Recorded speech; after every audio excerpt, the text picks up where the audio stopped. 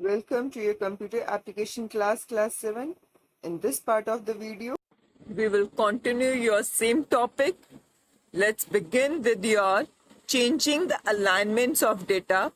Here, alignment means the way in which the data is settled within the boundaries of a cell. You can align data in three different ways: left align, center align, and right align. For performing alignment in your worksheet, you have to select the cells on which you want to perform that alignment.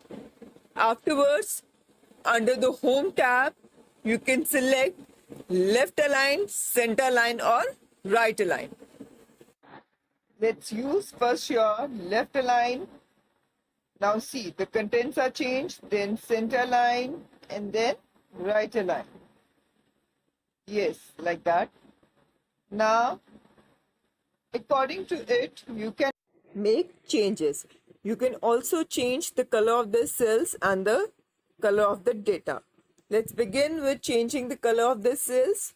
For that, first you need to select the cells on which you want to perform the different color. Then, in the Home tab, you need to click on Fill Color option to display the available colors. Click on color you want to apply. Here you can click on More Color option also to choose any option according to your requirement or according to your choice. Here I'm using this color. I think this color is good. Let's click on it and then OK button. Now see, the color of the cell is changed.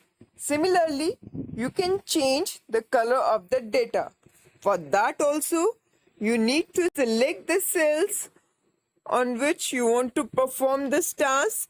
Then, under the Home tab, click on Font Color to display the available colors. And then click on the color you want to apply. There also, you can choose More Color option to make choices.